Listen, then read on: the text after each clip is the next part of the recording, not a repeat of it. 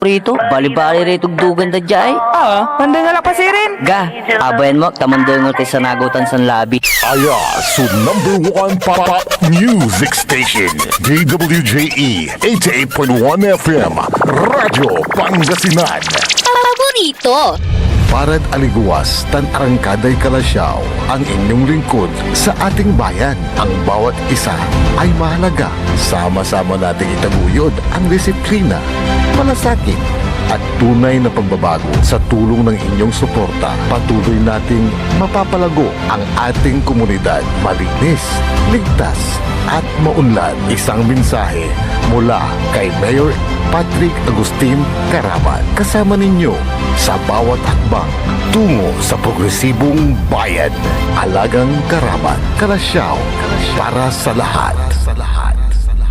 Tired of the stress and noise of the city and looking for the perfect getaway? Good thing there's JMax Resort Hotel. Cozy rooms, a refreshing pool, and a peaceful escape for the whole family. Whether you are on a trip, a barkada outing, or even solo retreat, JMax Resort Hotel is the perfect destination. So pack your bags, leave the stress behind, and discover the place where relaxation meets comfort. JMax Resort Hotel, your perfect place for any kind of occasions. JMax Resort Hotel is located at Villanueva Street, Poblacion Norte, Santa Barbara, Pangasinan. For inquiries, you may call at 0947-980-3263 or 075-636-8479. JMax Resort Hotel. Red Horse Beer Inuman Wisdom. Kung masarap ang simula, sulit ang ending.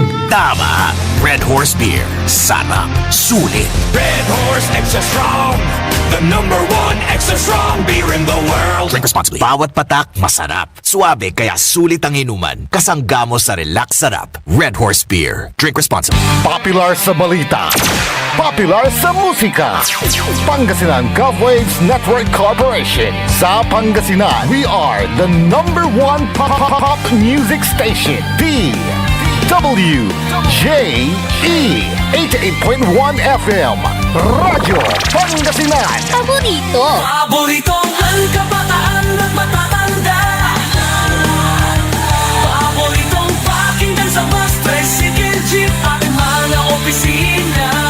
Paborito mo, paborito ko, paborito natin lahat. DWJE 88.1 FM, Radyo Pangasinan. #1 pop music station. Paborito. Ang susunod na programa ay rated GP. GP? Ano yun? Garantisadong pampaborito! Wadyala sa programa Mambangon rin si kayo kapaborito. Pakaringalan na sari balita, impormasyon at loob tantaway na luyag na Pangasinan. Maabig yakabwasan Pangasinan. Maabig yakabwasan Pangasinan. Kaiba sa kapaboriton Dennis Mojares tan si kapaboriton Errol Horado. Jalabat at DWJE 88.1 FM Radyo Pangasinan. Maabig yakabwasan Pangasinan.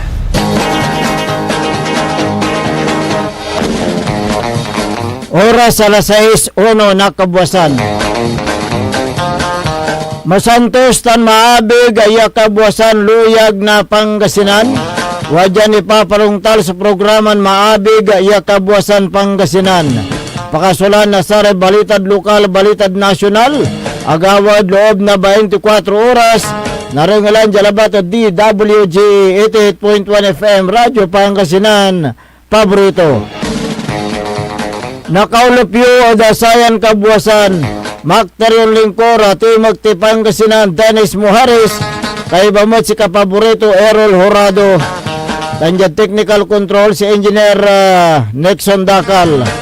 Agaw natan na Martes Pizza 12 at bulan na Mayo 2026. Diada saray ulo na balita da lokal. Radyo Pangasinan Balita. Di inatoy legan iya sa may anak ton man taon na duaran na duara Tan nakaibaton driver, wala patambalan, kaya rin si Karen aksidente. Radyo Pangasinan Balita. 50,000 na piso kantidad na shabu asamsam na otoridad ay ginawan bypass operation. Radyo Pangasinan Balita. Dwara motorsiklo ng banggaan, parehong driver asugat-sugatan. Radyo Pangasinan Balita. Construction worker inaristo lapod shabu. Radyo Pangasinan Balita. Unda pagtayo ada saray ulo na balita da nasyonal. Radyo Pangasinan Almusal Balita. Vice President Sara na impeach ada Kamara. Radyo Pangasinan Almusal Balita. Soto kinudita. Cayetano Balon Senate President. Radyo Pangasinan Almusal Balita. Bantaga walay red notice to niya palapag na DILG. Radyo Pangasinan Almusal Balita. Kudita dyan Senado walay pikabyangan to niya at impeachment ng BP Sara palapag ng Soto. Radyo Pangasinan Almusal Balita. ICC warrant ng nabato imparungtal ng Trillanes. Radyo Pangasinan Almusal Balita. Oras nila alas 6:04 na kabuwasan tanatan wajaray detalye adasaray balitad lukan.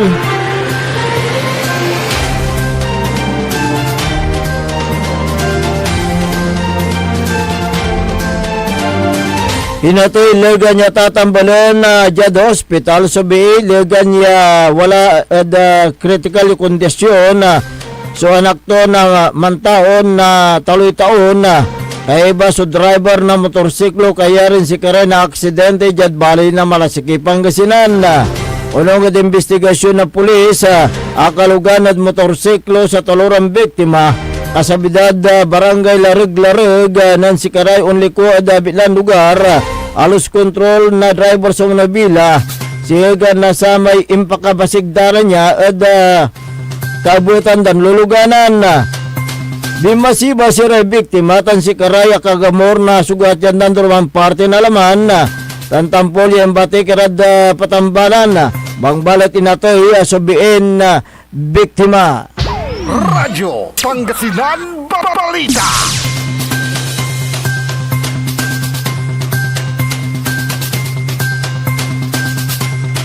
Ingkasa at oras na alas 8:30 na labi so anti-illegal drug bypass operation laban at construction worker dyan barangay Durungan na Valerio Valley na mga tarumpang Pangasinan.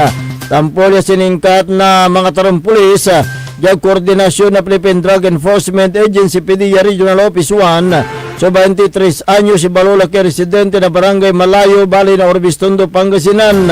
Asam-sama di man na suspect so sa kaya heat shield transparent plastic sachet yan ang karga na shabu walay balaton na 0.10 gramo mambili na 680 sa kaya 500 piso bill sa kaya 1,000 piso bill yan usarya bypass sa operation sa kaya black Motopos 155 motor cycle yung walay plaka ton 502 ABK sa may suspect ng sa ebidensya. So nawait the police station for proper disposition na kaso ng sunggay na section 5 tan 11 article 2 na Republic Act 9165 o Comprehensive Dangerous Drug Act of 2002 sensing pad korte laban at abitlan suspect. Radyo Pangasinan Balita.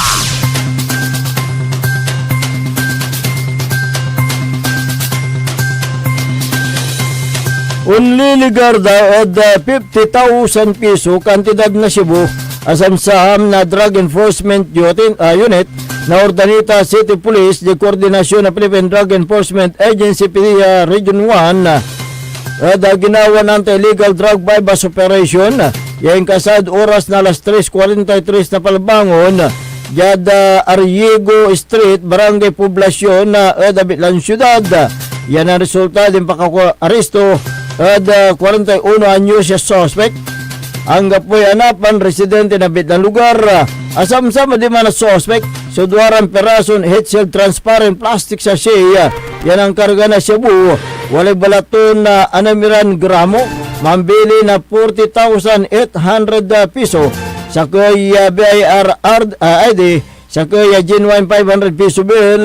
Ya inusar bilang baybas money. Taluran na impasirok siya 1,000 piso budal money. Dan sa kuya black blue coin purse. Sara kumpiska ebidensya tan sa may suspect. So tampo yan await the police station for proper disposition.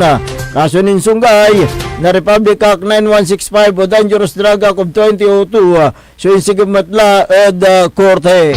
Radyo Pangasinan Balita.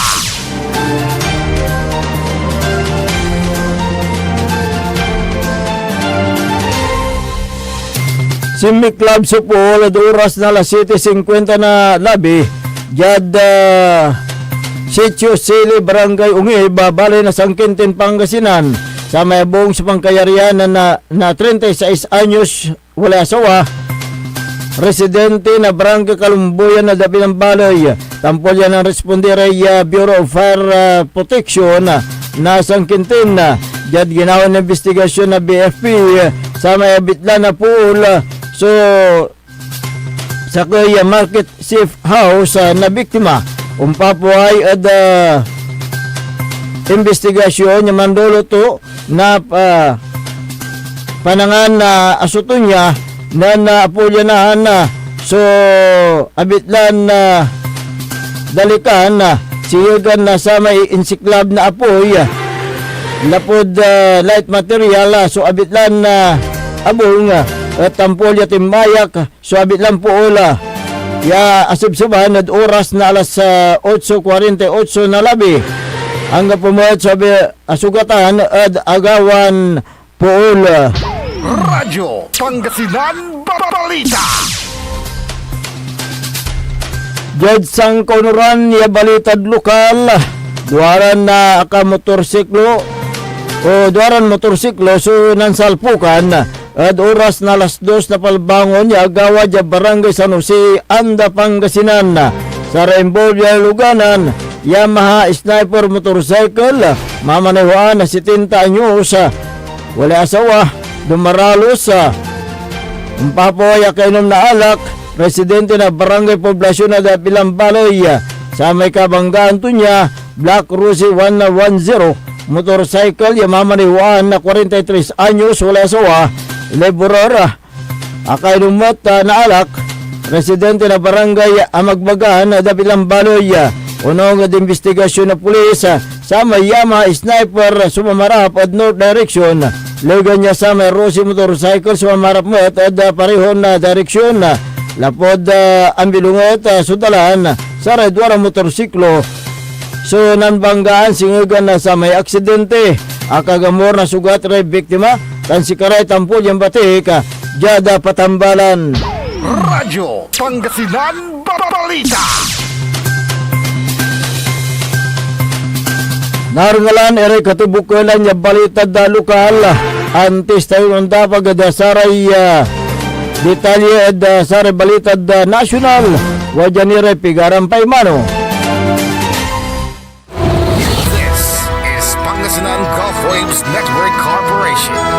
In the Twin City, DWJE 88.1 FM, Radyo Pangasinan. Looking for a place where comfort meets flavor?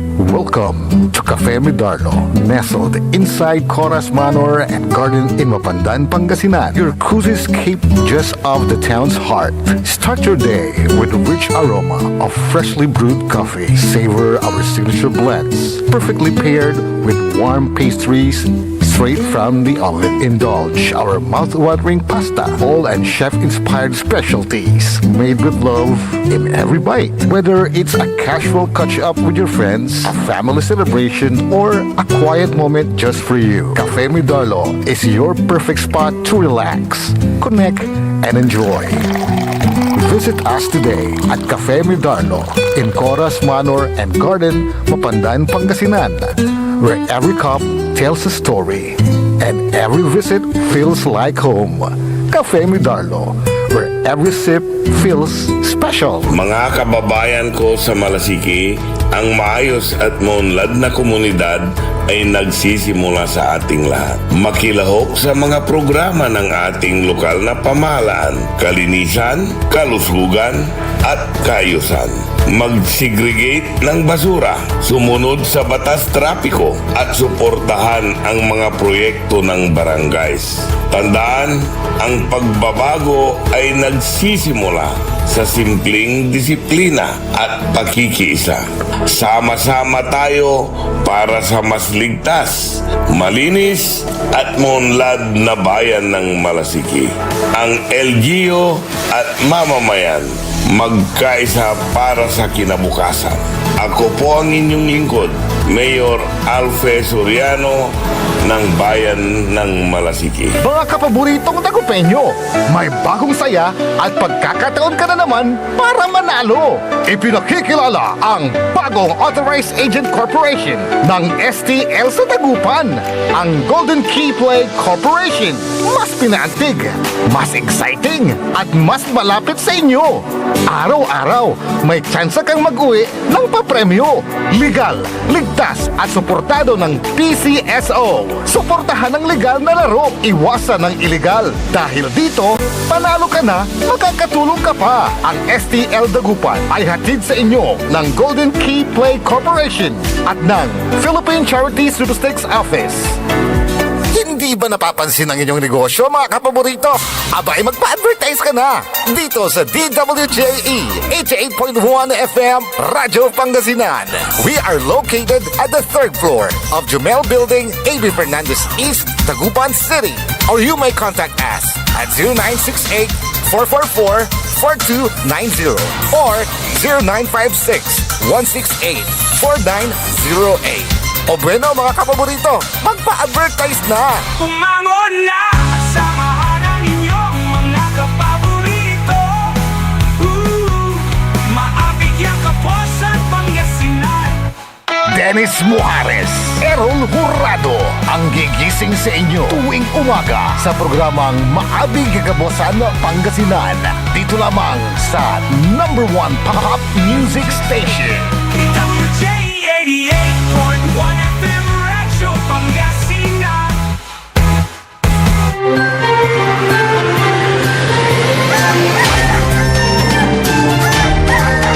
Alas 6:15 na po ng umaga. 6:15. Ako po ang inyong kapaborito, Kuya Errol Hurado. At narito na po ang detalye ng ating mga pambungad. Almusal balita ngayong araw ng Tuesday. Radyo Pangasinan, Almusal, Balita.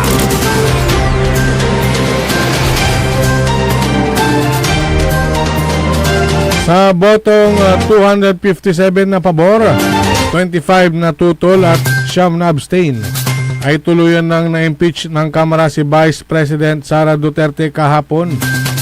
Inaprubahan ng Kamara ang report ng Committee on Justice na naglilipat ng articles of impeachment sa Senado para sa paglilitis. Ang 257 na boto ay higit sa kinakailangang 106 na boto o 1/3 na bahagi ng Kamara para umusad ang impeachment sa Senado.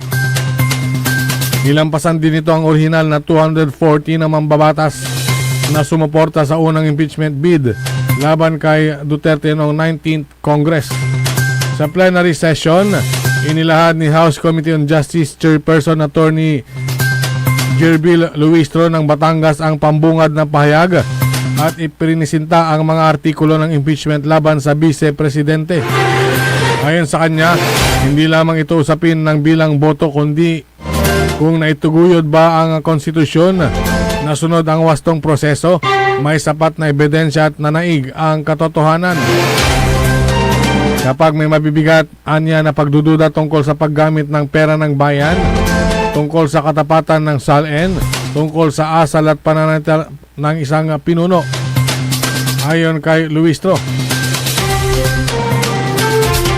Binuksan naman ng Kamara ang deliberasyon kung saan kinwestiyon ni Nasagip Party List Representative Paulo Henry Marcoleta, Representative Robert Nazal at Representative Isidro Ungab at Batangas Representative Lebiste ang pagiging regular ng proseso ng impeachment.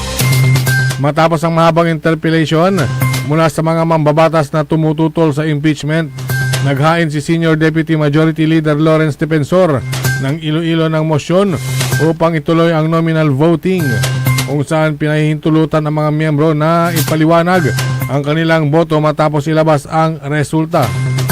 Sa kabila naman ng mga babala mula sa PDP Laban, partido ng Vice Presidente at mga pahayag mula sa ilang grupo na maaaring mawala ng suporta sa halalan sa 2028 ang mga mambabatas na boboto pabor sa impeachment. Ipinakita ng naging resulta ang matibay na paninindigan ng Kamara para sa pananagutan ng mga opisyal ng gobyerno.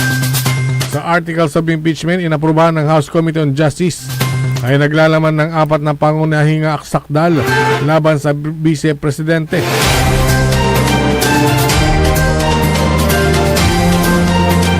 Radyo Pangasinan, Almusal, Balita.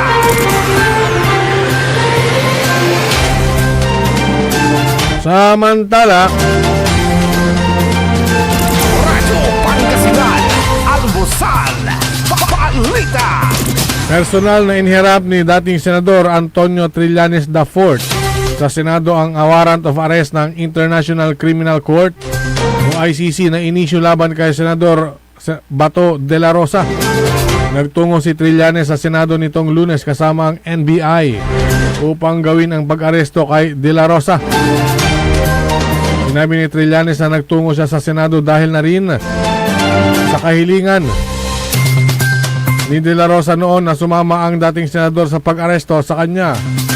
Kinumpirma rin ni Trillanes na hawak ng NBI ang arrest warrant ni De La Rosa na biglang nagpakita sa Senado kahapon at kasama mga senador na nagpatalsik sa pwesto kay dating Senate President Vicente Tito Soto III.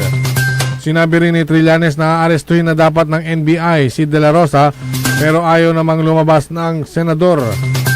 Itinanggi naman ni Trillanes na kasama siya ng mga NBI na sinasabing humabol kay De La Rosa mula sa parking lot ng Senado papasok sa session hall. Radyo Pangasinan, Almusal, Balita.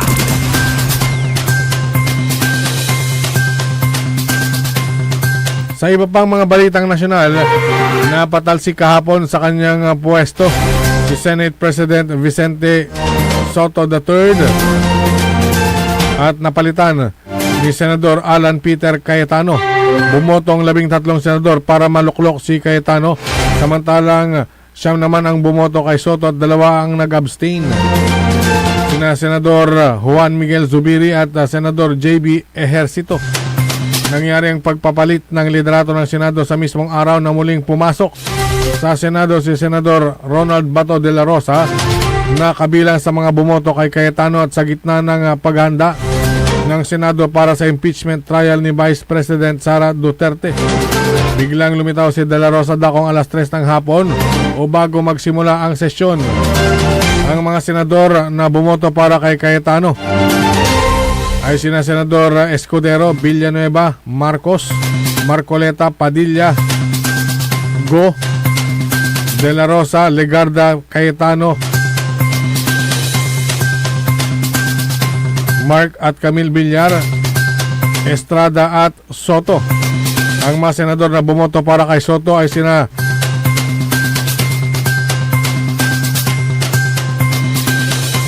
Lacson, Pangilinan, Hontiveros, Bam Aquino, Rapi Tulfo, Erwin Tulfo, Gatchalian at Lapid. Si Amy Marcos ang nag-nominate kay Alan Cayetano bilang Senate President. Nauna rito itinanggi ni Padilla, Marcos at Go na may anumang pagtatangka na tanggalin si Soto bilang pinuno ng Senado na nagsasabing wala silang mga numero para suportahan ang naturang hakbang. Gayun din kinumpirma ni Lacson noong Lunes na may aktibong pagtatangka na patalsikin si Soto bilang paghahanda sa impeachment trial ni Duterte. Inihala naman bilang bagong Senate President pro tempore si Legarda, samantalang acting majority leader si Villanueva. Radyo Pangasinan, Almusal, Balita. Samantala, itinurong dahilan ni dating Senate President Tito Soto III ang impeachment case ni Vice President Sara Duterte sa pagsipa sa kanya bilang leader ng Senado.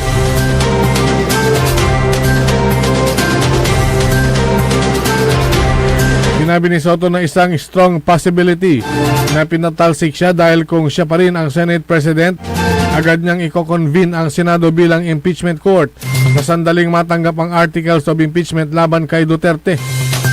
Idinagdag ni Soto na sanay na siya at wala siyang tampo sa pagpapatalsik sa kanya dahil 6 na beses niya na itong naranasan mula naging senador noong 1992. Sinabi rin ni Soto na walang kumausap sa kanya tungkol sa plano ng minoryang palitan siya bilang Senate President. Radyo Pangasinan, Almusal, Balita. At sa pinakahuling balitang nasyonal,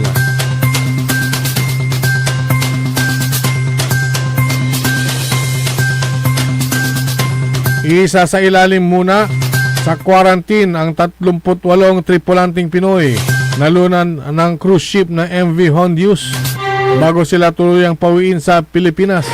Ayon kay DMW Secretary Hans Leo Kakdak, ang naturang barko ay kasalukuyang nakadaong sa Tenerife Port sa Canary Islands na nagsimula ng magbaba ng kanilang mga tripulante. Nabatid na 24 sa mga tripulante ay lilipad sa Netherlands habang ang 14 naman ay dadalhin sa Rotterdam. Tiniyak din naman ni Kakdak na ang kontrata ng mga naturang tripulante ay nananatiling aktibo at patuloy silang makakatanggap ng sweldo sa panahong sila ay naka-quarantine. Siniguro rin naman ni Kakdak na ang lahat ng gagastusin ng mga tripulante sa Netherlands ay sasagutin ng may-ari ng barko. Sa kanyang panig, ipinaliwanag naman ni Department of Health Secretary Ted Herbosa na ang quarantine protocol ay nakatakdak sa 42 araw. Matapos ang quarantine, isasailalim ang mga tripulante sa pagsusuri bago sila tuluyang payagang makauwi ng Pilipinas. Samantala, nilinaw naman ni Herbosa na ang antivirus ay hindi pangkaraniwan at wala pang naitalang kaso ng naturang sakit ang Pilipinas. Radyo Pangasinan, Almusal, Balita. At sumayin niyo ang ating mga pambungad, mga almusal balita ngayong araw ng Tuesday. Oras po natin 6:26 na po ng umaga. Radyo Pangasinan, Almusal, Balita. Ang puta-putang Iren Balita. Huwag niyo kong subukan. I am sorry. Kung walang kurap, walang mahirap. My God, I hate drugs. Mahiya naman kayo sa inyong kapwa Pilipino. Ang puta-putang Iren Sunata. Dame yung Son, ang puta-putang Iren Impormasyon. Aya sa #1 pop music station, DWJE 88.1 FM, Radyo Pangasinan. paborito. Looking for delicious food you can trust for any occasions? Discover the taste of Genlicious Food Service. From everyday meals to grand celebrations, we serve home-cooked goodness with restaurant-quality flavor. Indulge in their best sellers, perfect for birthdays, anniversaries, meetings, and family gatherings. Let Genlicious Food Service take care of your food so you can enjoy every moment. Prepared with care, made with quality ingredients, and served with love. Every bite is worth it. Order now. Message Genlicious Food Service on their FB page or call 0954-463-5305. Because with Genlicious, great taste meets their value. Genlicious Food Service. We cook, you celebrate. Good morning mga kapaborito! 6:30 na. Time check is brought to you by RH Super, ang shot ng tropa. Hindi ba napapansin ang inyong negosyo, mga kapaborito? Abay, magpa-advertise ka na dito sa DWJE 88.1 FM Radyo Pangasinan. We are located at the 3rd floor of Jumel Building, AB Fernandez East, Tagupan City. Or you may contact us at 0968-444-4290 or 0956-168-4908. O bueno, mga kapaborito, magpa-advertise na! This is DWJE 88.1 FM Radio Pangasinan, whose sole mission is to inform, to educate, to entertain, delivering to all Pangasinenses news that is true, public service that is sincere, commentary that is fair, and entertainment that is proudly Pangasinense.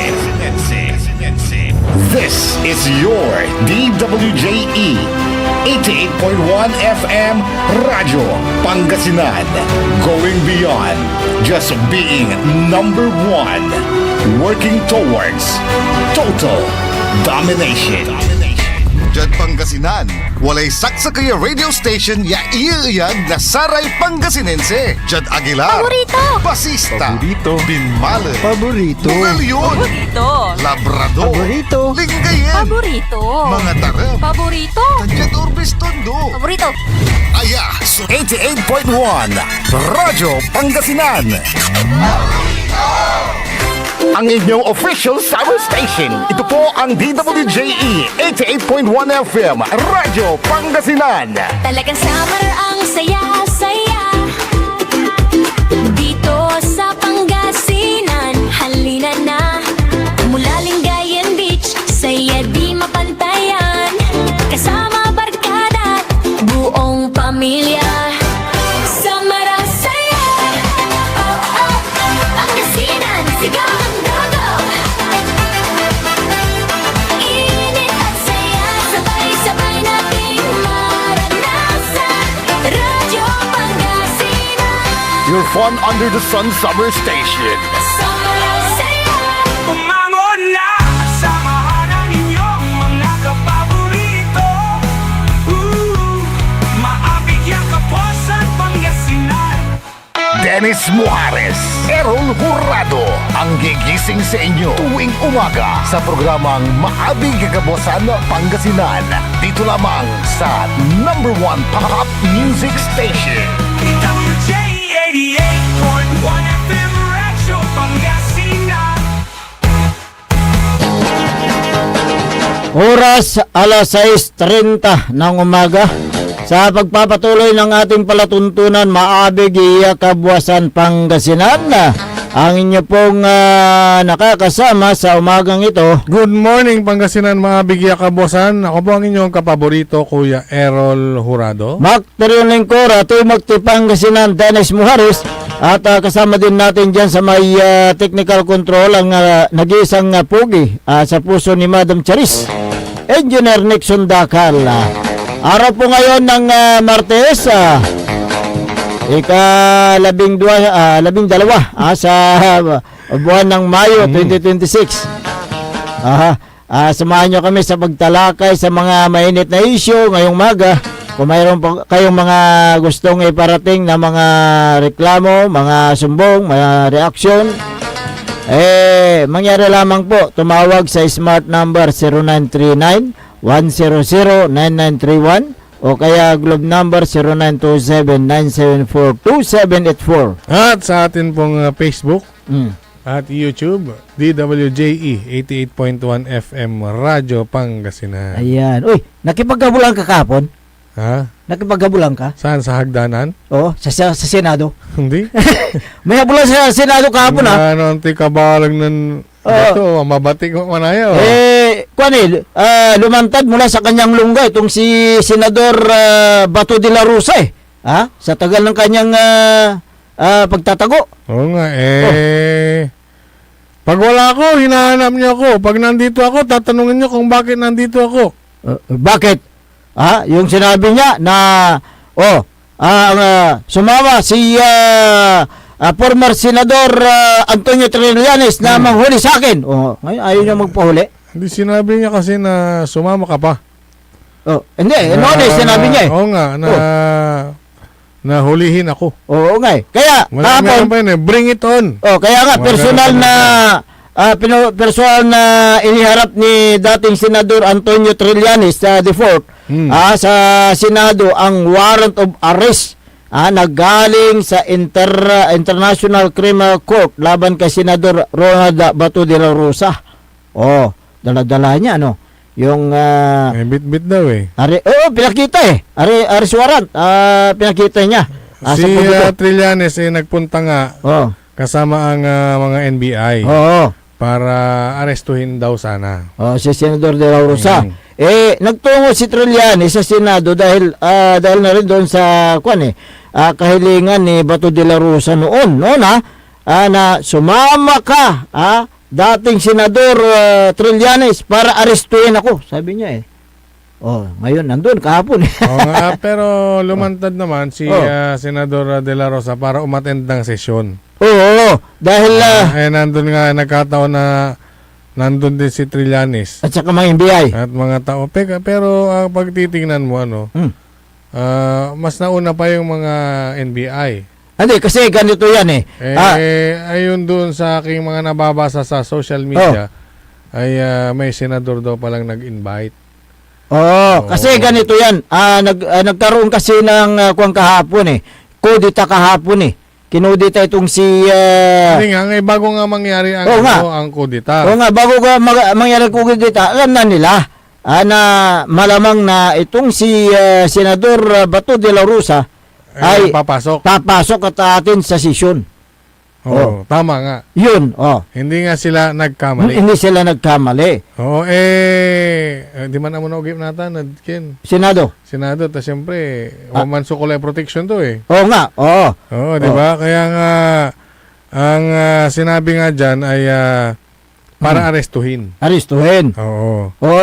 Di ba sinabi ni De La Rosa naman, sumama si Trillanes, ginawa lang naman ni Trillanes yung request kaya nga eh. ni Senator Bato. Kaya dala-dala ni Trillanes yung warrant of arrest mula sa ICC dahil sa kasong yung kinakaharap nitong si Senador De La Rosa sa kasong yung may kugnayan sa war on drugs noong panahon ng administrasyon ni dating Pangulong Rodrigo Roa Duterte, di ba? Pero may ano diyan.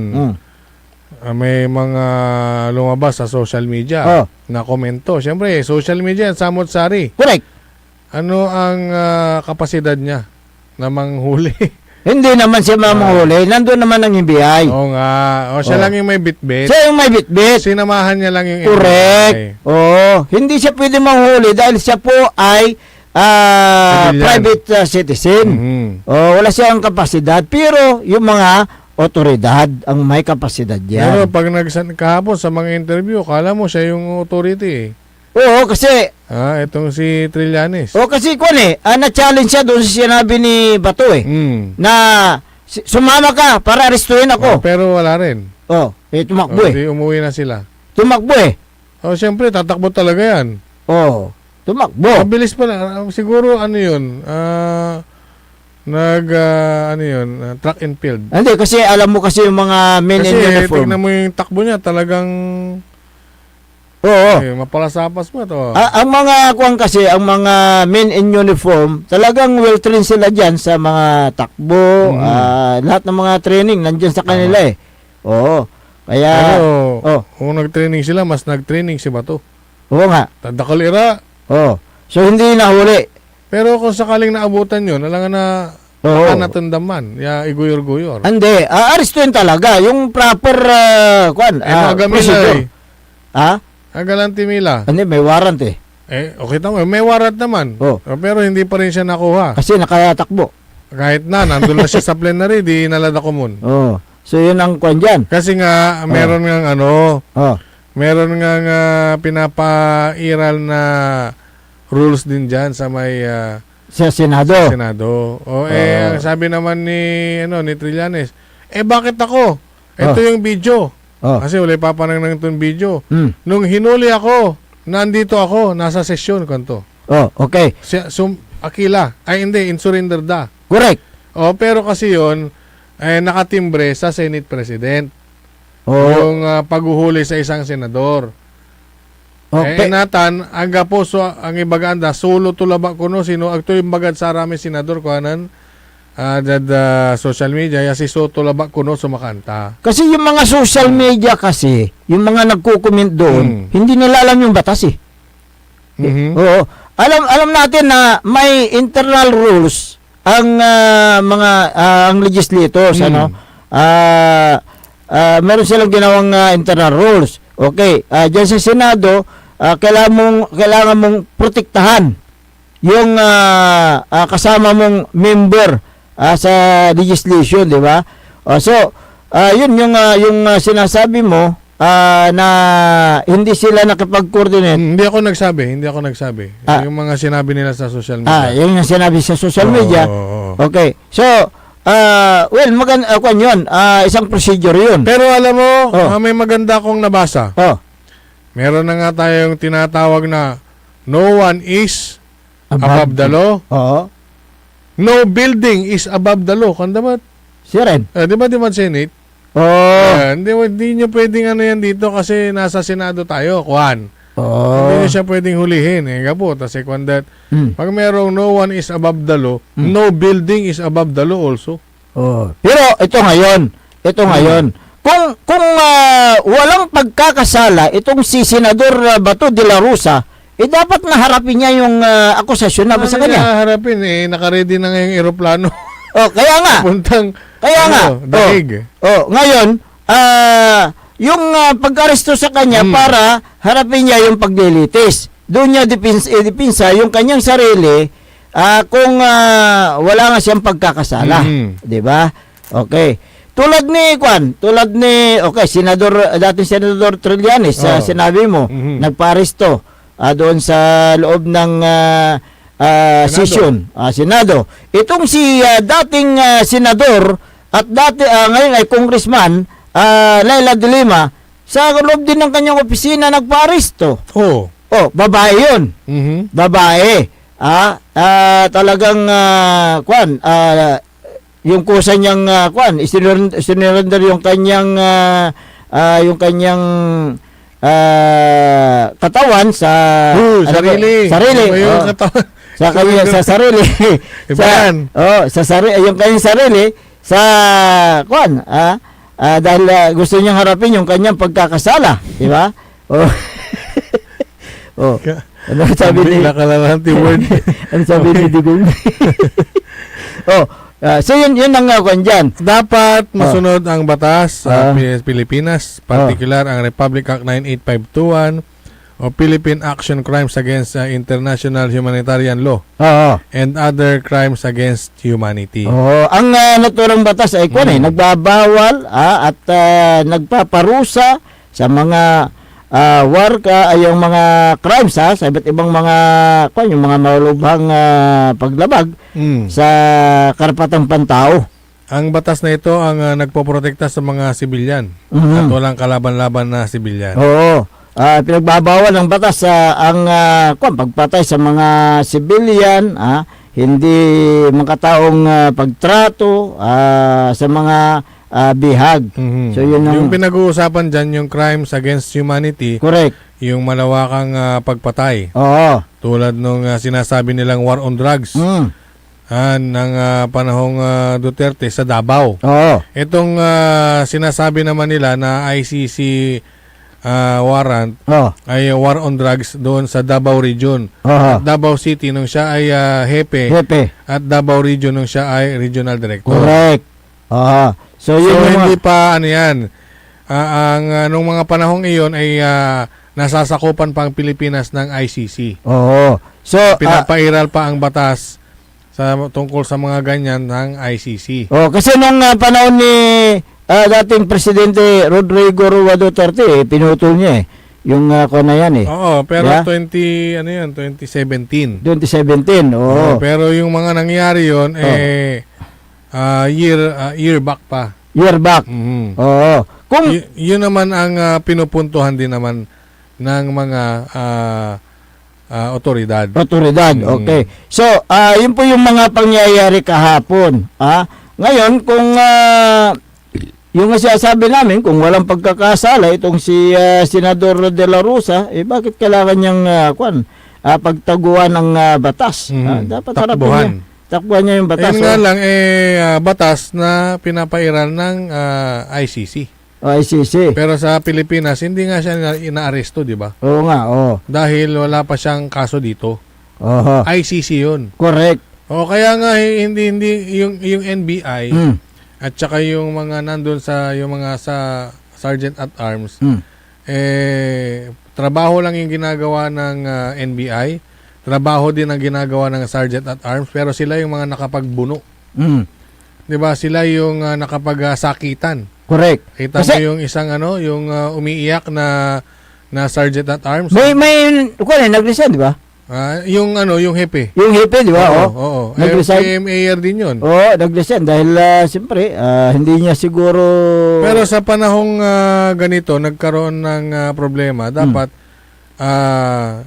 tinapos niya muna yung problema bago siya nag-resign. Tama, oo. So pa man daulood si Karaoy. Oo. Natanay.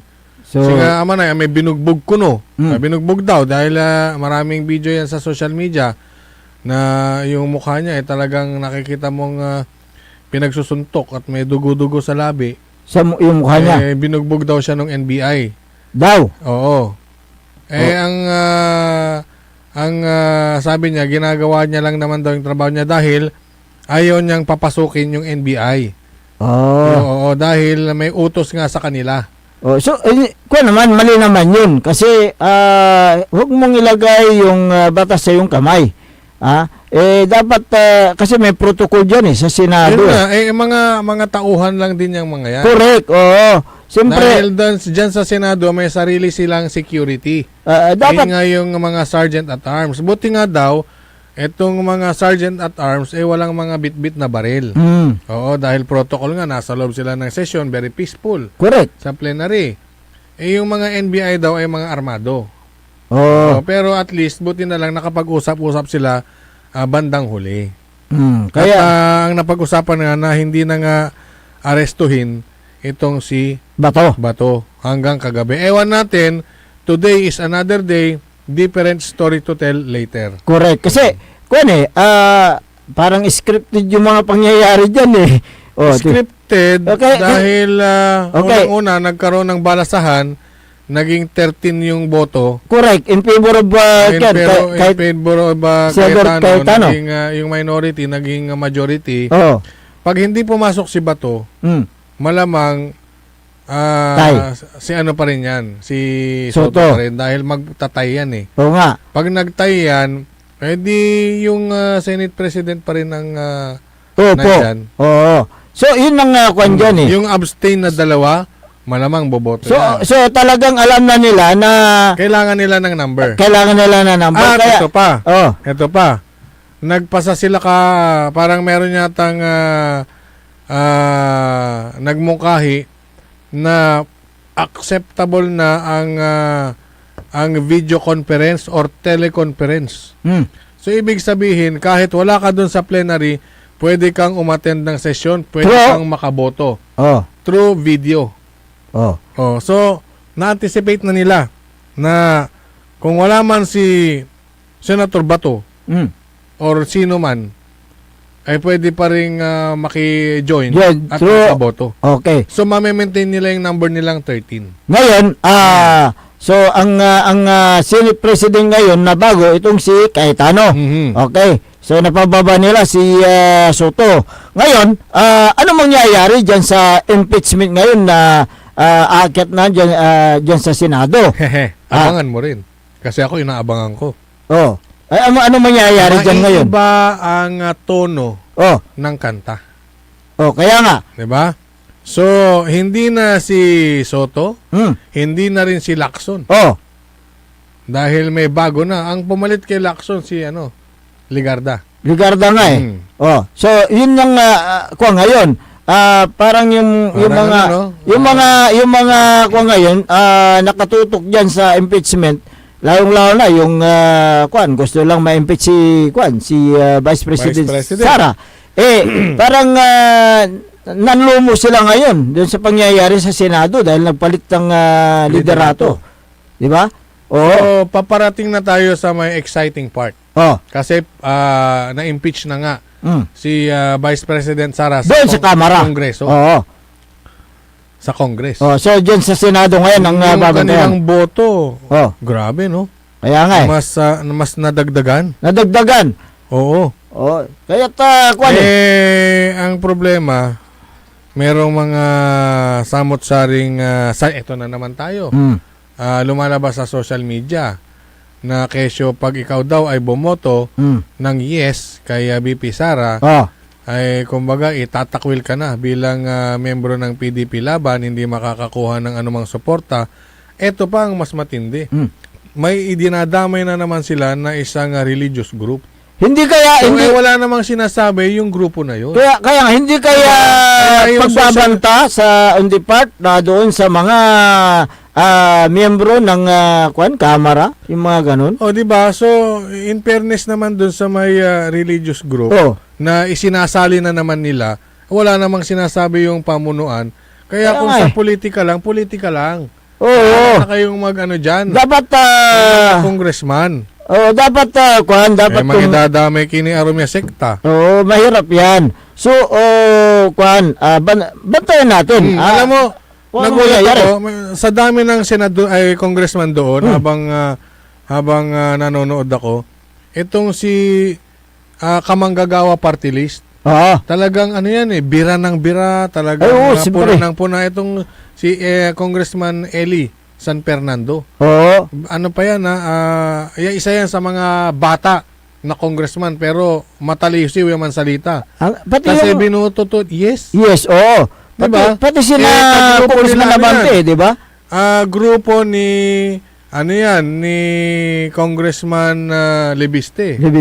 Ni Congressman Kiko Barsaga. Yung tropa yung mga yan Kasama itong si Eli San Fernando.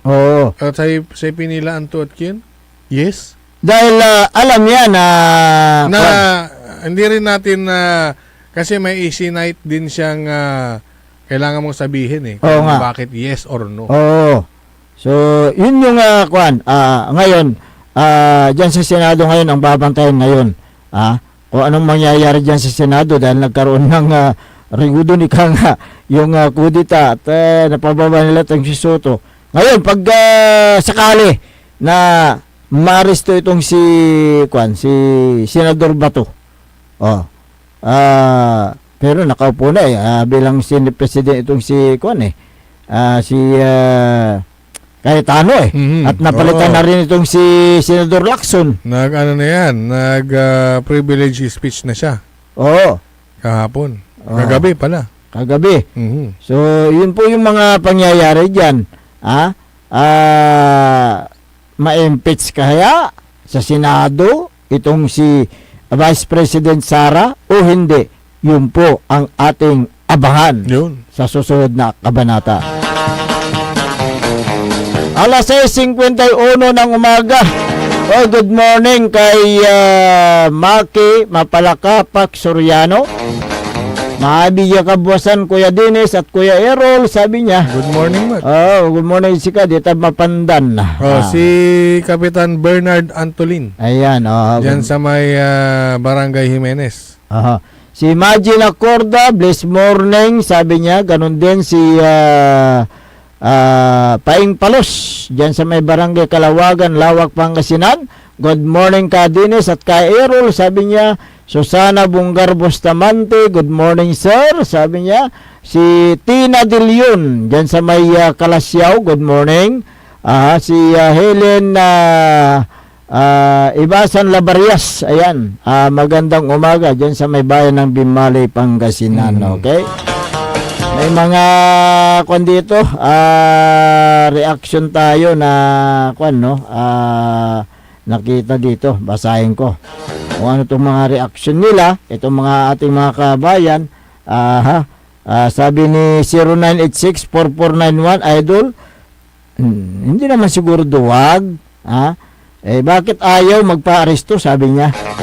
Si 09813038 ang pag-aresto kay De La Rosa upang harapin ang paglilitis sa kaso, sabi niya. 0917-650 Idol, dapat humarap sa paglilitis si Bato sa ICC kung wala siyang kasalanan. Tama, yung binanggit mo. Oo nga. Yung pagkatapos, mayroon pa ba? Wala. Yung statement ng ICC. Aha. Kasi nga nung una, sinasabi nila na wala daw hawak na papel. Itong Trillanes. Pero sige. nagsalita yung kagabi. Yung sa Hindi, kaninang madaling araw. yung ICC. Oo, Okay, kasi- pakinggan nga natin. Pakinggan natin. Okay, sige. Of Pretrial Chamber 1 of the International Criminal Court and sealed an arrest warrant for Ronald Marapon de la Rosa. The arrest warrant was originally issued as secret on the 6th of November 2025.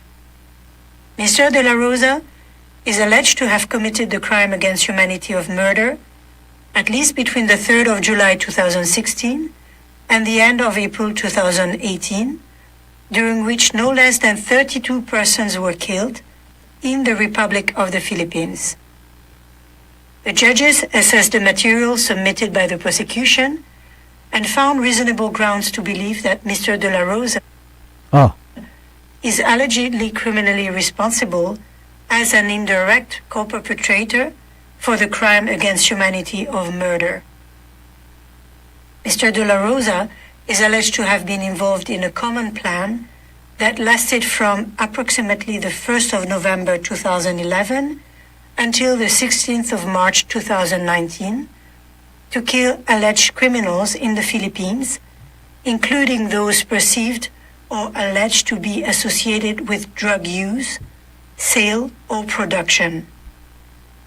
During that period, Mr. de la Rosa was a police officer and he held various positions in the Philippine National Police, in the Davao region, and in the PNP Intelligence Group and Directorate for Human Resource and Doctrine Development, the position of Chief of the Philippine National Police, and the position of Director General of the Bureau of Corrections. It is now for the national authorities to arrest and surrender the suspect to the ICC. Yan. So, It is now. Nasa kamay na ng batas dyan sa Pilipinas na arestuhin at surrender siya sa ICC. So, meron lang lumabas noong November pa. Secretly, yun sinabi niya, lumabas daw November 2025. Okay, 2025 yung warrant. So, merong warrant talaga. So, yung bitbit ni former Senador Antonio Trillanes IV ay totoo na warrant na galing po sa ICC. Ayan. So, ang nasa social media po yan. Ayan, At makikita, mapapanood nyo rin. Yan. Ayan, okay. So, abangan natin, abangan natin sa mula sa araw na ito at sa susunod pang mga araw kung ito bang si Senador De La Rosa ay susuko sa alagad ng batas dahil siya ay alagad ng batas din noon diba?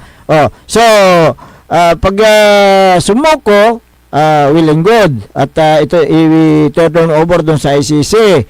Pero pag hindi sumuko, anong mangyayari? Magtatago na naman yan. Abangan din natin. Okay, magandang umaga sa Clifford Abilia. Ayan, magandang umaga sa iyo. Sa aming pagbabalik, talakayin din natin yung panayam natin sa Central Pangasinan Electric Cooperative kay Madam Risalinda Reyes, kaugnay dito sa pagtaas, anong sitwasyon ng elektrisidad, partikular dyan sa may Central Pangasinan Electric Cooperative. Makalipas lang po ng ilang palala. Ang ang puta-putang Iren Balita. Huwag niyo kong subukan. I am sorry. Kung walang kurap, walang mahirap. My God, I hate trucks. Mahiya naman kayo sa inyong kapwa Pilipino. Ang puta-putang Iren Sunata. Dame yung San ang puta-putang Iren Impormasyon. Ayan, so #1 pop music station. DWJE 88.1 FM. Radyo Pangasinan. paborito.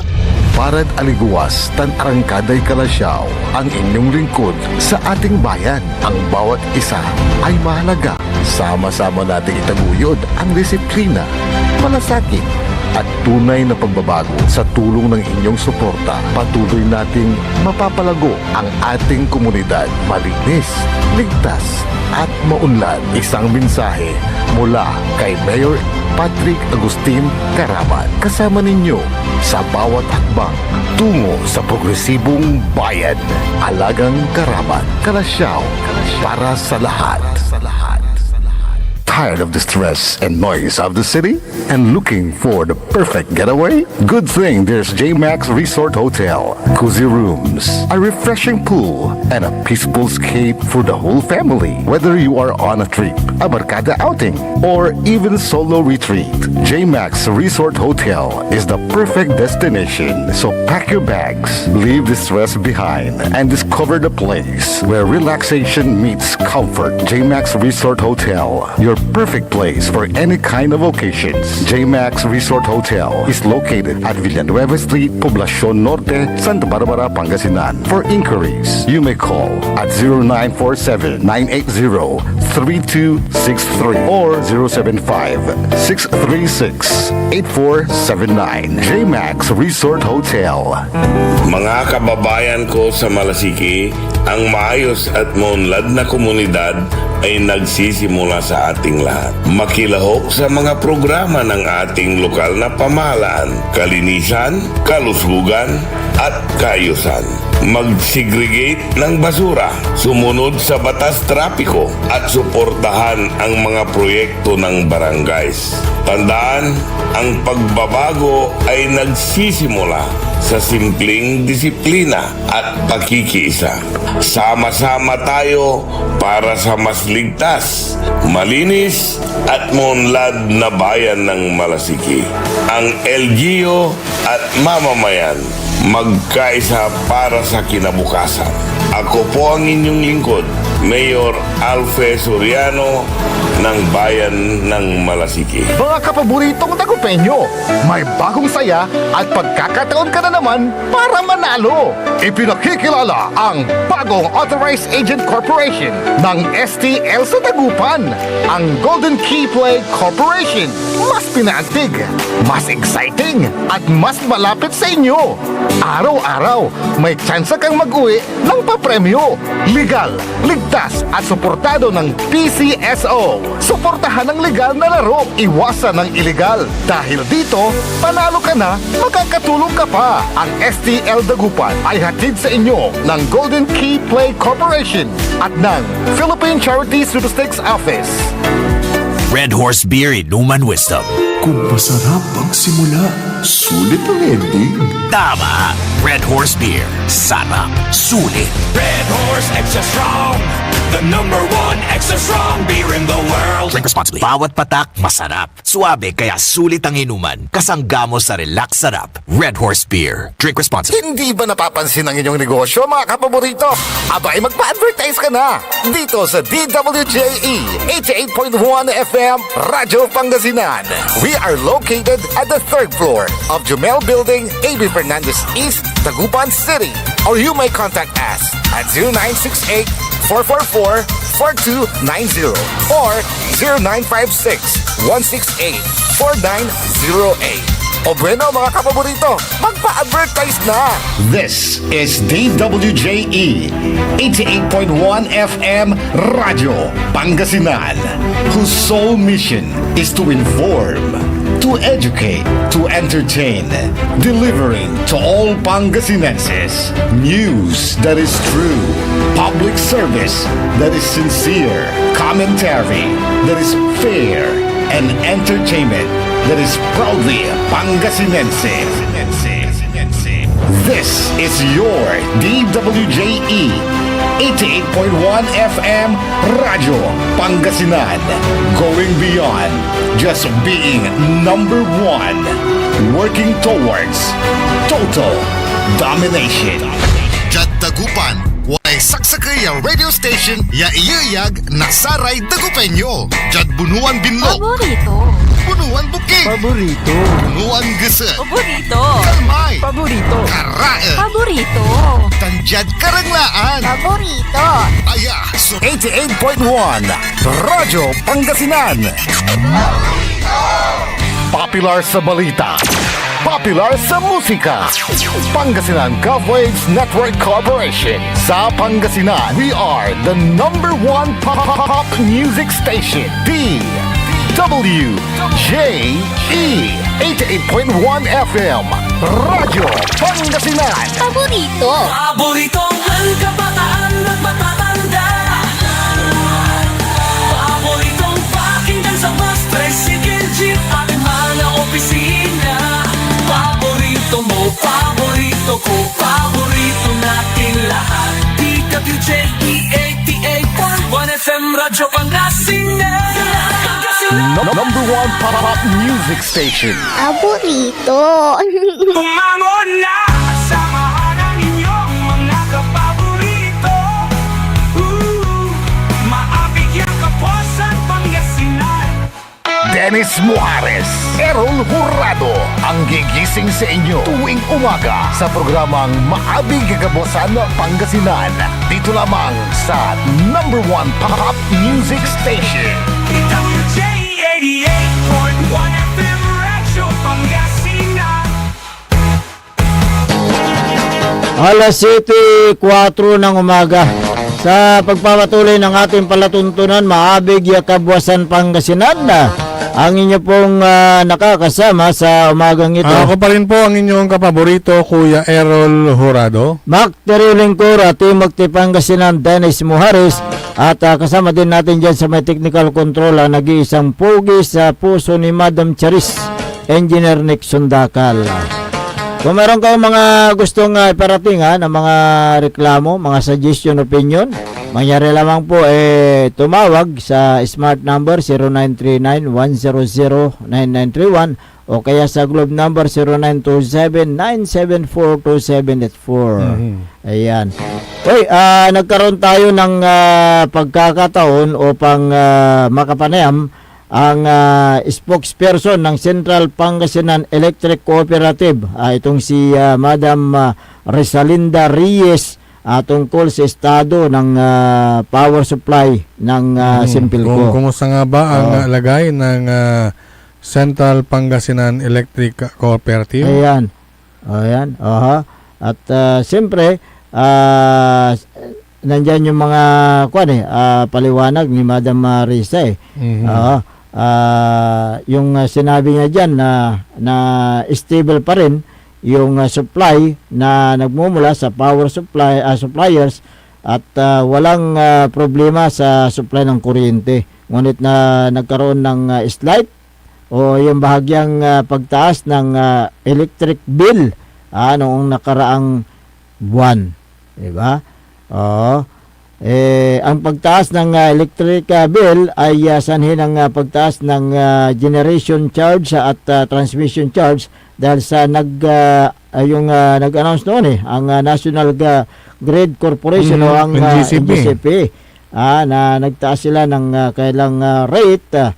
Kaya ngayon ipakinggan natin yung paliwanag ni Madam Resalinda Reyes, ang spokesperson ng Central Pangasinan Electric Cooperative. Ang tanong po, kumusta na ho ba ang Simpelco sa panahong ngayon? Ano na ho ba ang estado ng ating power supply? Masasabi ko po na sa ngayon po ay stable po ang supply ng kuryente na nare-receive po natin na nagagaling sa ating generator. Kung sa yung mga power supplier po natin na nagpo-provide po sa atin. Stable naman po. Wala naman po silang sinasabing kakulangan. Yun nga lang po, noong nakaraang buwan, nag-start po na makaramdam na po tayo ng slight bahagyang pagtaas ng ating electricity bill dahil bahagya din po kasi na tumaas po ang generation charge at transmission charge. I don't know kung naging aware din po kayo na nag-announce din po ang NGCP na nag-increase din po sila ng kanilang rate. So, generation charge, tsaka transmission charge, pass-through charges po yan ng Simpelco. Kung ano man po yung charge na binil po sa atin ng ating mga power supplier, yun po ang ipinapasa namin. Kung ano yung presyo na chinarge sa amin, pinapasa namin sa ating mga member consumer owners. Pero bahagya lang po noong nakaraang buwan. Ngayong Mayo, hindi ko pa kayo mabibigyan ng update dahil hindi pa po tapos ang aming computation ng bill. Monthly po kasi yan na binabago, nagbibigay ng power bill ang ating power supplier. At bukas pa, nagkataon na dumating na kayo ngayon, pasensya. Bukas ko pa malalaman kung mayroon bang increase, may decrease, pero parang sa panahon ngayon na ang energy products ay very unstable.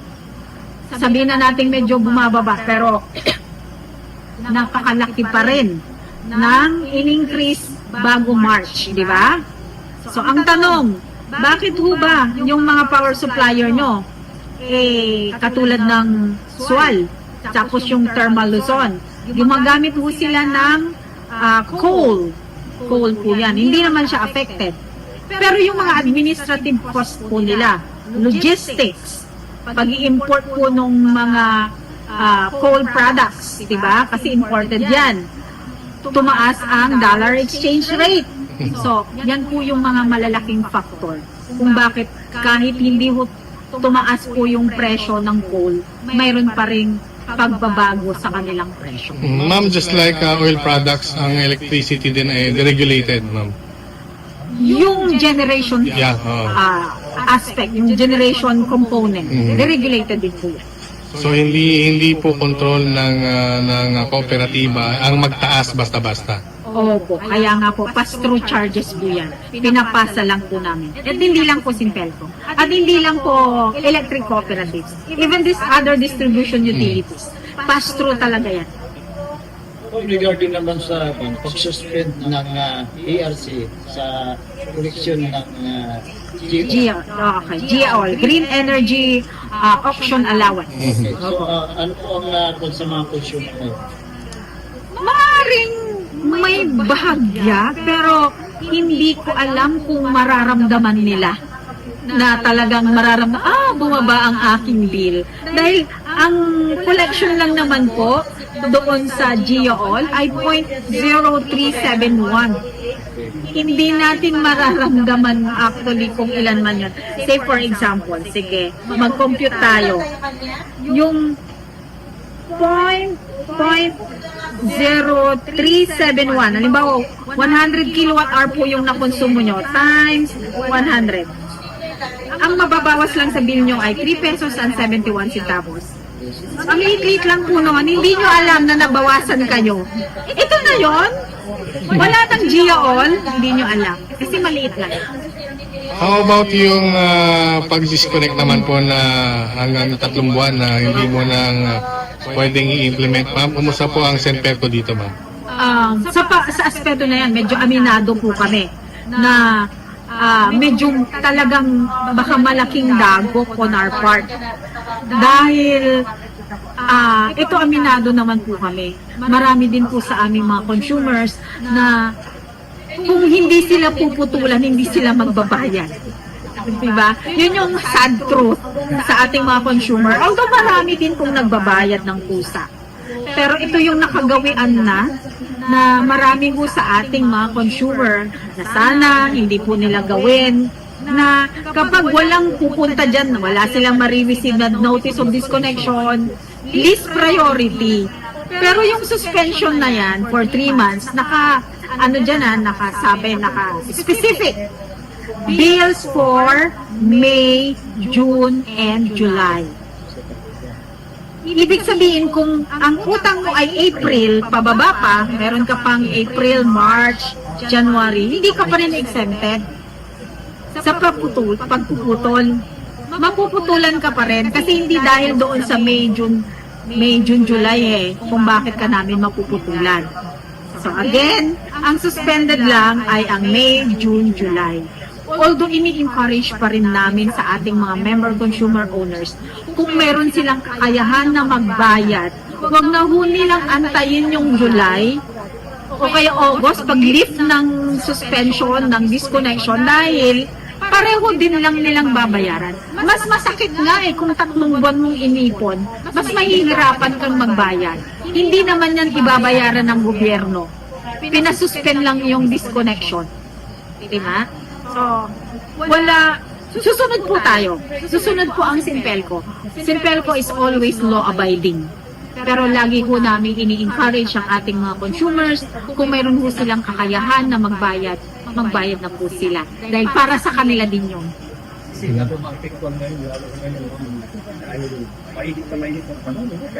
Tama po kayo. Tama po kayo. Every summer, kahit na wala itong krisis, wala itong pagtaas, tumataas talaga ang demand namin. So, sasabihin ng mga tao, mga consumers namin, hindi kami nagdagdag ng aming appliances. Pareho lang ang aming ginagamit. Bakit ang taas-taas ng singil ng Sinpelco? Natatandaan ba nila kung ilang beses silang nagbukas ng refrigerator? Natatandaan pa ba nila kung ilang oras nilang in-extend yung paggamit nila ng air condition, ng kanilang electric fan? Hindi sila nagdagdag ng appliances, pero nag-exceed sila, in-extend nila yung usage. Kaya talagang lalaki. Yung dating paggamit, ma'am, na tuwing gabi lang napaaga, tanghali na ang paggamit ng aircon. Kasi ang init naman po talaga. Ako, may personal experience. Kung kaya kong tiisin talaga yung init, hindi ako mag-aircon. Dahil nandito ako sa Sinpelco, alam ko po yung rate, alam ko po yung hirap ng pagbabayad. Sa aming empleyado, 1 buwan lang na hindi makapagbayad, may memohan ka. Di ba? Kaya, tipid na kung tipid, pero talaga hindi ko matiis sa gabi. Grabe, ang init-init talaga.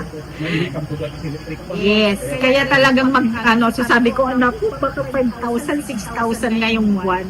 Pero sige, the price of convenience, magbabayad ako kasi ginamit ko.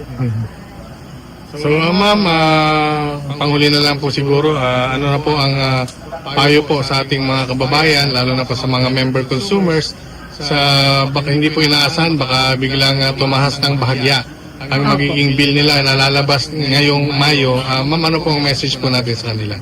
Ang mensahe ko lang po sa ating mga member consumer owners, ang pamunuan po ng Sinpelco ay ginagawa ang lahat ng paraan kung paano natin mapababa or ma-maintain yung rate na ating ginagamit as of now. Although, it's a two-way partnership. It takes two to tango. Kahit na anong gawin din ng Sinpelco, kung hindi rin nila ginagawa yung role nila para makatipid, lalaki at lalaki ang kanilang role, ang kanilang electric bills. So, nananawagan po ako, maging wise spender po tayo, wise usage ng kuryente. Kung mayroon po tayong kakilala na medyo nag-violate doon sa 7832 o yung sinasabi nilang pagnanakaw ng kuryente, mangyari lang po na pakisabi nyo po sa amin, i-report nyo sa amin. Lahat ng informasyon ay confidential. Hindi ho namin sasabihin kasi dahil nga sa taas ng bills, maraming mga kasama na natin na, sige, magnanakaw na lang ako ng kuryente kasi ang laki-laki ng binabayaran ko. Pero, syempre, hindi ho tamang gawain yan. Maapektuhan po ang buong Sinpelco. Kahit na yung mga nagbabayad ng tama, maapektuhan din po.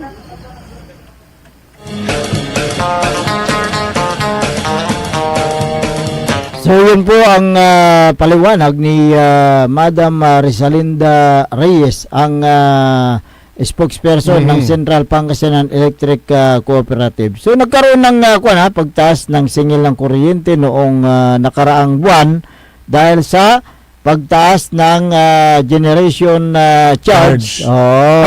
Yung may pass-through. Pass-through. Kasi yung galing doon sa generation charge o kaya doon sa transmission charge, siyempre, pass-through, pupunta dyan sa ipapasa lang nila. Hindi nila. Sila pwedeng basta magtaas ang Senpelco. Alam mo ba na 2012 pa daw huling nagtaas. Correct. Ng sentabo ang singil ng Senpelco. Kaya yung nangyayaring pagtaas daw ngayon ay yung pass-through lamang po sa kanila. Bunsod ng mas mataas na demand dahil sa mahal ang gasolina at mahinang piso kontra sa dolyar. Yun yung mga isang kwan dyan eh. Ang generation charge ay bahagyang tumas yung singil nila mula nung nakarang nung Enero kwan yata 7.75 7 peso 0.75 per kilowatt hour anong Enero yan, pero tumas ng kaunti itong Abril nung buwan ng Abril, pero ngayon tignan natin, sabi ni Madam Risa, kasi kahapon wala pa, ngayon makikita natin ngayon. Ang transmission charges ay bahagyang tumaas ang overall transmission charge dahil sa mataas na ancillary service rates sa kabila ng pagbaba ng mismong wheeling rates ng NGCP. Ayan, ay meron tayong tinatawag na yung sinasabi yung pass-through charges so ang ibig sabihin yan, mula sa generation at transmission charges na ito ay mapupunta sa Senpelco naman. Yung mga nakukolektang bayad o yung dagdag ay ibinabayad lamang din ng mga distribution utility tulad ng NGCP. Kaya ang singil sa kuryente ay maaring magbago, depende sa nakonsumo mo, lalo ngayon panahon ng tag-init, di ba? Yung paggamit natin ng ventilador dati isa lang, ngayon dalawa. Dahil sa init ng panahon. Sa init ng panahon, dati mag-i-aircon ka lang tuwing gabi. Ngayon tanghaling tapat, mag-switch ka na, mag-on ka na. Di ba yung mga ganyang dahilan? Mararamdaman nyo kahit nasa sa mga mall, di ba? Nagkaroon sila ng cost cutting. May may grocery ngayon dito sa Dagupan na ang init. Ang init, So, kaya ka nga bibili sa mall kahit na medyo mas mahal compare mo sa palengke, pero ang gusto mo naman ay maginhawa ka na mamili. Pero makakaranas ka pa rin ng nakikita mong talagang mainit na panahon. Ilan ba yung init ng panahon kahapon? 42. So ilang araw na tayong 40 plus lagi. Kaya mainit talaga ang panahon. Kaninang umaga nga nung ako ay nag-shower. Kala ko nga nagpakulo ako ng mainit na tubig. Ako nga pag gising ko, ang sudanom. Akala ko kaya pag gising ko naligo na ako Yung pala pawis. Yung pala ako ng pawis. So napakainit talaga yung panahon. Siyempre yung mga ibang consumer nagtataka sila bakit tumaas yung kailang bayarin sa kuryente, pero ayon kay Madam Risa, hindi nila alam kung ilang beses silang nagbukas ng kailang refrigerator, yung sabi mo dati ginagamit yung electric fan sa gabi, aircon sa gabi, pero hanggang tanghali, mula tanghali mag-uumpisa na ng maaga-aga. Gumagamit ka ng ang gaano shock bilang experience, ang gaano mambayarak la basta mainawa kalabat. Correct. Yung mentality nating mga Pilipino. Kasi importante kasi yung maginhawaan ka, lalo na pag may sakit ka sa puso. Napakainit ang panahon. Yung hypertensive. Oo. Yung high blood. O tingnan mo yung kaya mas mainam po, laging mas malamig po ang inyong may inasukulan nyo. Oo. Tambatil. O tingnan mo yung yung pinsan namin sa Bimaloy. Hindi yung hindi alam na may sakit pala sa init ng panahon, ayun nakaramdam ng hindi maganda sa kanyang katawan hangga't sinugod ng hospital, wala na. So yung mga ganun dapat na mag-ingat tayo, ingatan natin ang ating katawan, lalo na ngayon, panahon ng tag-init. Mainit ang panahon, kaya kailangan mo ng proteksyon. Mainit ang panahon, maraming mainit ang ulo. Oo. Diba pag mainit ang pagmalinsangan at pati ulo mo't yun, may puputang. Oo nga kaya ingatan mo, Ronel de Vera. Pwela mo Ilocos natin. Oo nga pauwi na ng Ilocos. Ingatan mo yung pagdadrive mo, huwag mainit ang ulo. Huwag mong pawin yung sakyan mo. Ang mata sa kalsada. Sa mata sa kalsada, hindi sa hita. Ayan, ayat ito ay lang yung mensahe, paliwanag ng Simpelco na huwag kayong magtaka kung sakaling tumaas ang iyong bayaring dahil may mga rason kung bakit tumaas, di ba? Dahil sa init ng panahon, gumamit kayo ng mga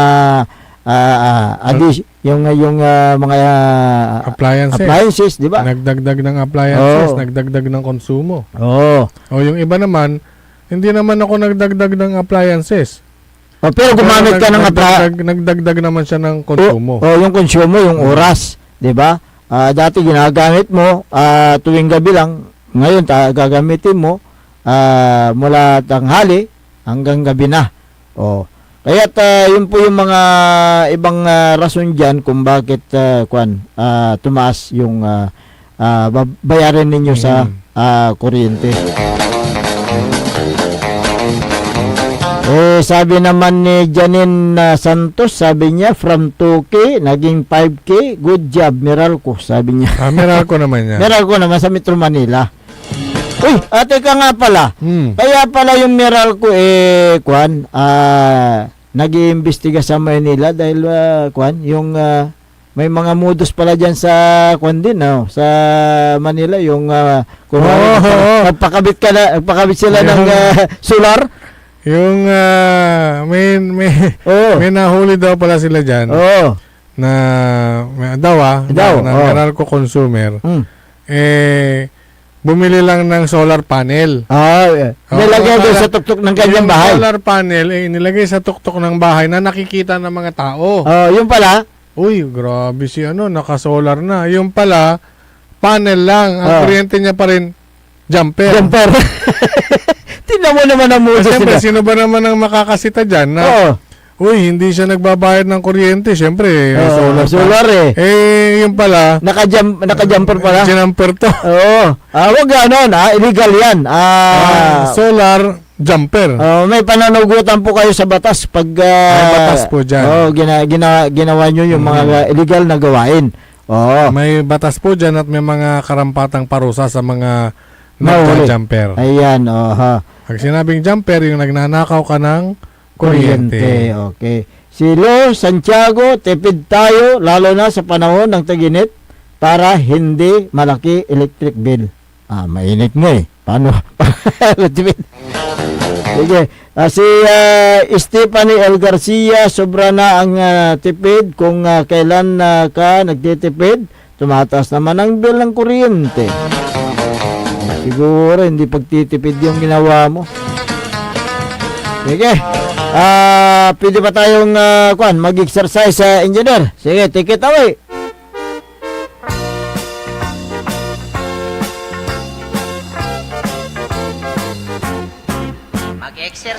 Magandang umaga kay Mayor Patrick Agustin Karamat ng Kalasyaw. Si Councilor Kyle Gaspar, good morning. Si Councilor Elias Villanueva.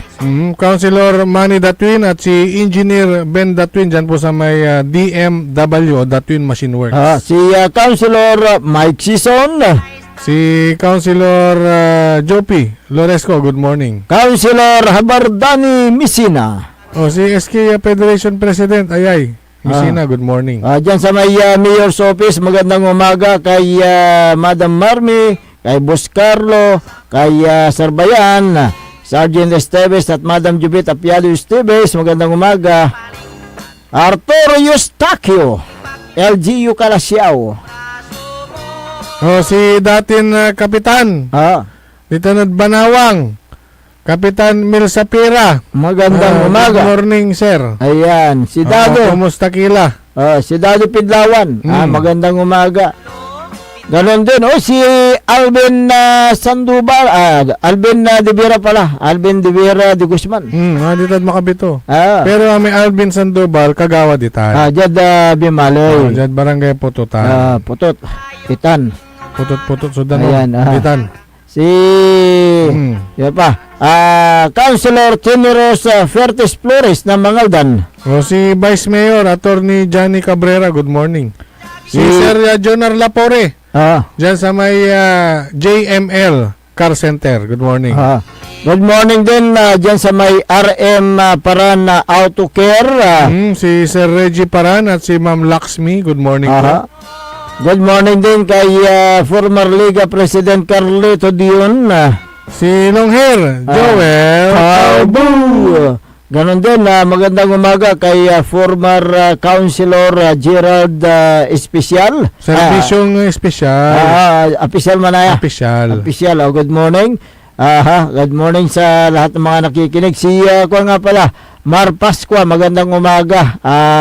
Mar Pascua. Si Sir Ben Gab Hobillanos, Lieutenant Barangay Wood. Good morning. Magandang umaga din kay Kapitan Saldi Bauson. 3 points.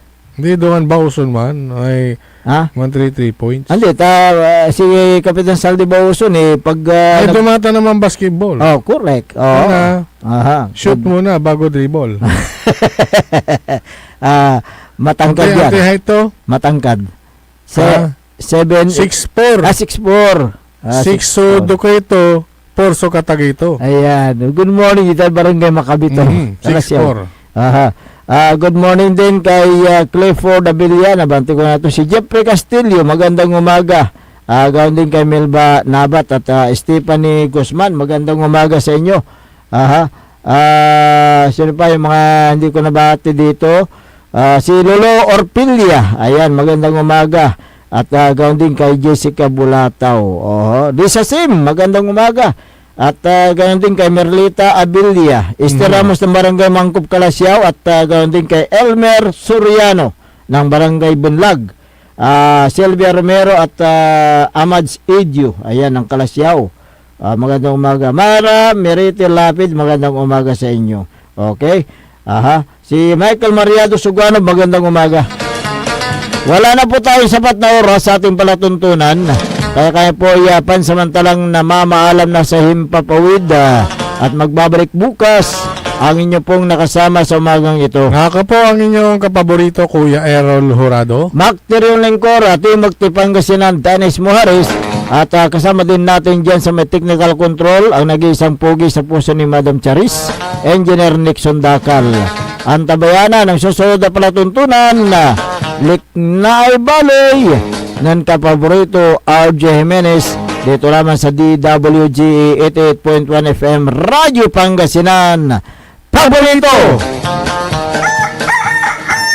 Wadyala sa programan Mambangon si kayo kapaborito. Pakaringalan, nasaray balita, impormasyon at loob tantaway na luyag na